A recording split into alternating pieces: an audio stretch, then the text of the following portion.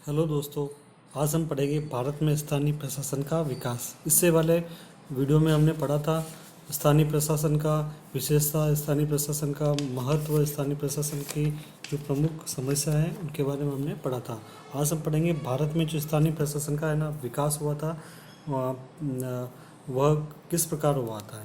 तो इसको हम अलग अलग पार्ट में बांट सकते हैं, जैसे कि प्राचीन भारत में स्थानीय प्रशासन का विकास, मध्य युग के भारत में स्थानीय प्रशासन का विकास, फिर अंग्रेजी युग में स्थानीय प्रशासन का विकास।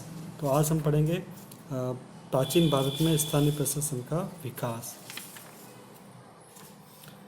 अगर हम देखें भारत के इतिहास में जो सबसे प्राचीनतम युग सिंधु घाटी सभ्यता को माना गया है, जो अनिवार्य रूप से एक नगरीय सभ्यता थी। पंजाब, हरियाणा और राजस्थान में मोहनजोदड़ो, हड़प्पा तथा अन्य स्थानों पर जो खुदाई के कार्य हुए थे, उससे ऐसा पता लगता है कि ये वे नगर संसार के सबसे पुराने एवं प्राचीनतम नगर थे और वो एकदम नियोजित नगरों में से एक थे। चौड़ी चौड़ी सड़कें, व्यापार केंद्र, सार्वजनिक कार्यालय, सामुदायिक स्नानगृह और नालियाँ तथा मल निकास आदि भी बने हुए थे। इससे यह पता चलता है कि वहाँ पर सतर्क और प्रभावी नगरीय प्रशासन था। यह गौरव सिंधु घाटी सभ्यता के लोगों को जाता है कि उन्होंने संसार को प्राचीनतम नगर दिए, प्रथम नगरीय सभ्यता दी, पहले नियोजित नगर दिए, प्रथम मल निकास व्यवस्था दी और नगर के स्थानीय प्रशासन का प्राचीनतम उदाहरण पेश किया। अगर दूसरी ओर बात करें तो आर्य लोग अधिकतर ग्राम निवासी थे। यही कारण है कि भारत में प्राचीन काल से ही ग्राम ही प्रशासन का केंद्र बिंदु रहा था। स्वाभाविक था कि उस युग में जब संचार के साधन बहुत धीमे थे और औद्योगिकरण का कहीं भी कोई नामो निशान नहीं था, तो ग्राम का बहुत बड़ा महत्व होता था। प्राचीन भारत के जीवन में नगर की भूमिका अपेक्षाकृत कम होती थी। वेद मंत्रों में ग्रामों की खुशहाली के लिए बार बार प्रार्थना की जाती थी, लेकिन नगरों तथा उपनगरों के लिए ऐसा कहीं देखने को नहीं मिला। नगरों के विकास काफ़ी समय बाद हुआ। नगरों का उल्लेख हम रामायण महाभारत के युग में ही या उसके उपरांत मिलता है। कहने का मतलब यहाँ सिंधु घाटी सभ्यता को तो नगरीय सभ्यता माना गया, ग्रामीण सभ्यता माना गया, सिंधु घाटी सभ्यता को तो नगरीय सभ्यता माना गया है, जबकि जो आर्य युग था उस समय की सभ्यता को क्या माना गया है, ग्रामीण सभ्यता माना गया है। अगर प्रशासन की बात करें तो यहाँ पर ग्राम का प्रशासन ग्राम के मुखिया की देखरेख में होता था। गांव का प्रशासन किसके देखरेख में? गांव का जो एक मुखिया होता था। वैदिक साहित्य की बात करें तो उस वैदिक साहित्य में उसे ग्रामीण कहा जाता था, लेकिन विभिन्न देशों में विभिन्न स्थानों पर उसको भिन्न भिन्न नामों से भी जाना जाता था। जैसे कि उत्तरी भारत में उसे ग्रामिका अथवा ग्रामिया का कहा जाता था, पूर्वी दक्षिण में मुनंडा, महाराष्ट्र में ग्राम युक्ता या पट्टालिका, कर्नाटक में गौंडा, उत्तर प्रदेश में महातका या महांतका आदि नाम से ही भी जाना जाता था। जो आर्ययुगीन सभ्यता को हम ये इस नाम से भी जाना जाता है, वैदिक सभ्यता के नाम से। ठीक है, तो वैदिक सभ्यता क्या थी? अपनी ग्रामीण थी, जबकि सिंधु घाटी सभ्यता नगरीय सभ्यता थी। तो जो वैदिक सभ्यता में जो ग्राम का मुखिया होता था उसका पद वंशागत होता था, लेकिन अगर पुत्र का उत्तराधिकार स्वीकार न किया जाता है तो सरकार को यह अधिकार प्राप्त था कि वह उस परिवार से संबंधित किसी अन्य व्यक्ति को भी नियुक्त कर सकती थी। अधिकतर मामलों में वह ब्राह्मण नहीं होता था और ग्राम की अर्धसेना का प्रधान होता था। वह ग्राम प्रशासन के सबसे महत्वपूर्ण अधिकारी होता था। ग्रामों को दी जाने वाली सहायता का निर्णय करते समय राजा कभी कभी उसे परामर्श लेते थे। कुल मिलाकर जो गांव का मुखिया का पद क्या होता था? वंशानुगत होता था और उसको राजा का ये महत्वपूर्ण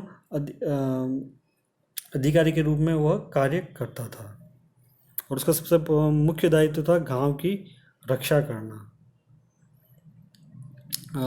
वैदिक सभ्यता में कुछ उदाहरण ऐसे भी मिलते हैं जब मुखिया तथा ग्राम के अर्धसैनिक रक्षकों ने ग्राम की रक्षा के लिए अपने प्राणों को भी बलिदान दिया था। राजस्व वसूल का कार्य करना उसका अन्य महत्वपूर्ण कार्य था। इस कर्तव्य के पालन में वह ग्राम परिषद से परामर्श करता था। वह इस परिषद का मुखिया होता था।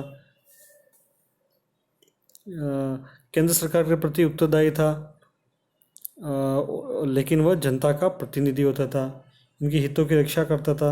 जितना भी वह जनता के लिए कार्य करता था उतने ही वह सरकार के लिए भी कार्य करता था। एक और महत्वपूर्ण पद होता था, वो है ग्राम लेखाधिकारी। वह ग्राम में भूमि अधिकारी और भूमि के लेन देन को दर्ज करता था। सरकार के लगान संबंधी लेख पत्र भी वही तैयार करवाता था। ग्राम में एक प्राथमिक मंडल भी होता था जो सभी सम्मानित व्यक्ति से मिलकर बना होता था।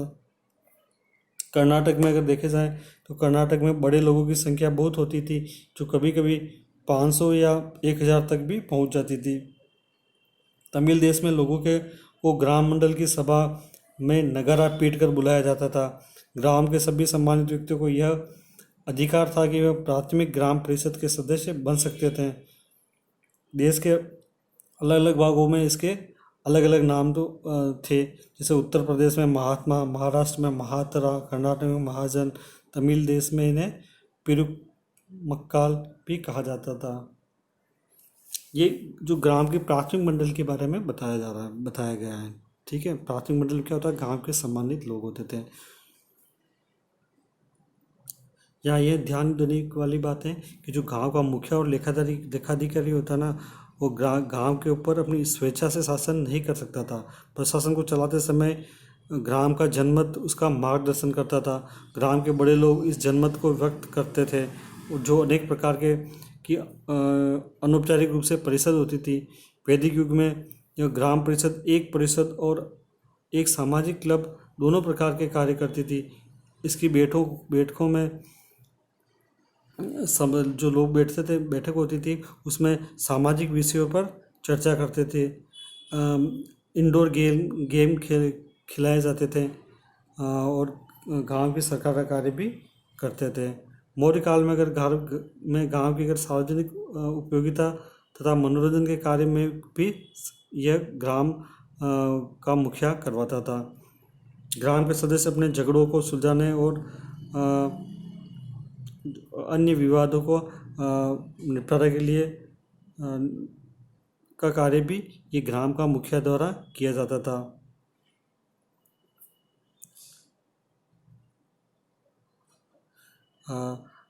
जो बड़ी परिषद होती थी उनका विकास गुप्त काल में ज़्यादा दिखाई देता है। गुप्त काल में इन परिषदों को पंचमंडली और बिहार में ग्राम जनपद भी कहा जाता था। तमिल देश में जो चोल काल के ग्राम की प्राथमिक सभा होती थी, उसका निर्धारण गांव की साधारण जनता द्वारा किया जाता था। इन्हें उर और अग्रहार ग्राम के नाम से भी जाना जाता था। प्राथमिक सभा को किस नाम से? उर और अग्रहार नाम से ही जाना जाता था। तो कुल मिलाकर ये जो प्राचीन भारत में ना ग्राम सभा का स्पष्ट रूप या जो स्थानीय प्रशासन का रूप दिखाई देता था, वो था ग्राम या जनपद, जिसका मुखिया कौन होता था? ग्रामिक होता था। तो अलग अलग जगहों पर अलग अलग नाम से भी जाना जाता था। और ऐसा भी दिखाई देता है कि प्राचीन भारत में जो ग्राम सभाएं होती थी, वो इसलिए सफलता से कार्य करती थी क्योंकि लोग सत्यता तथा चरित्र में दृढ़ विश्वास रखते थे और योग्यता, आयु तथा अनुभव को आदर की दृष्टि से देखते थे। ग्राम परिषद के सदस्य निर्वाचित नहीं होते थे, उनका यह स्थान लोगों की सर्वसम्मति से प्राप्त होता था। उस समय क्या है कि आज दलीय राजनीति और मतदान तो और मतदान नहीं होता था, मतलब जहाँ ना तो दलीय राजनीति होती थी और ना ही मतदान होता, बल्कि गांव की सर्वसम्मति से पंचों का निर्वाचन कर लिया जाता था।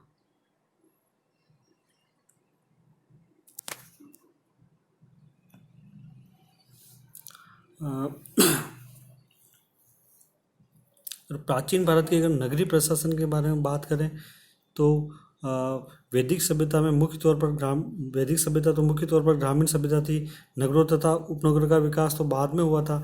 महाभारत में बहुत सारे नगरों का उल्लेख मिलता है। नंद, मौर्य तथा गुप्त काल में भी नगरीय स्थानीय प्रशासन भली प्रकार विकसित हो चुके थे।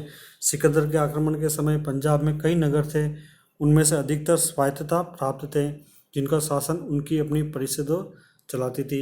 इस काल में नगर के सर्वोच्च अधिकारी को सर्वथा चिंतक कहा जाता था। क्या कहा जाता था? सर्वथा चिंतक। नगर के जो सर्वोच्च अधिकारी था उस समय उसको क्या कहा जाता था? सर्वथा चिंतक। अगर गुप्त काल की बात करें तो गुप्त काल में जो ये नगर का जो अधिकारी होता था इसको अधिकारी को पुरपाल भी कहा जाता था। क्या कहा जाता था? पुरपाल। कभी कभी वह जिला अधिकारी भी होता था और अधिकतर पुरपाल सेनाध्यक्ष भी होते थे। कभी कभी इन पुरपालों की नियुक्ति विद्वानों में से की जाती थी। पुरपाल अथवा राज्यपाल के परामर्श के लिए एक गैर सरकारी समिति होती थी, जिसको देश के विभिन्न भागों में अलग अलग नामों से बुलाया जाता था, जैसे कि गोष्ठी, पंचकूल, चौकाडी।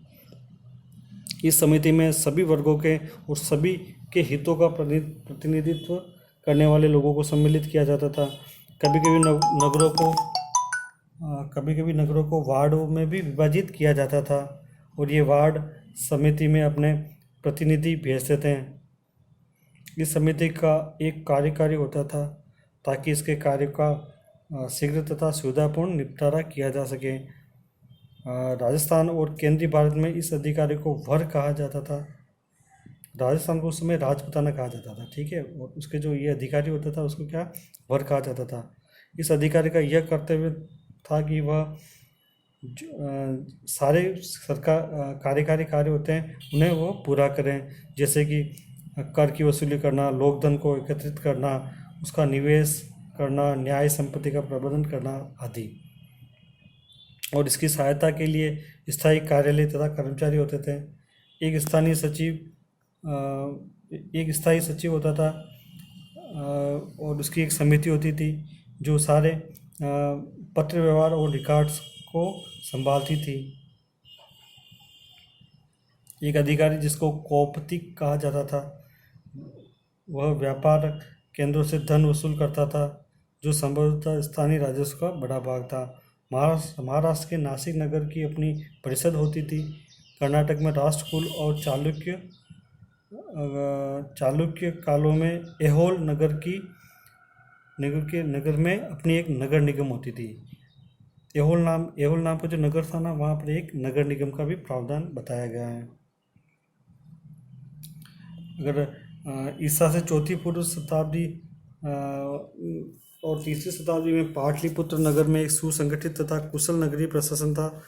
इसमें 30 सदस्यों वाली एक सभा थी जिसमें 5 उप समितियाँ थी। इसका वर्णन है ना कौटिल्य की अर्थशास्त्र में अच्छे से किया हुआ है।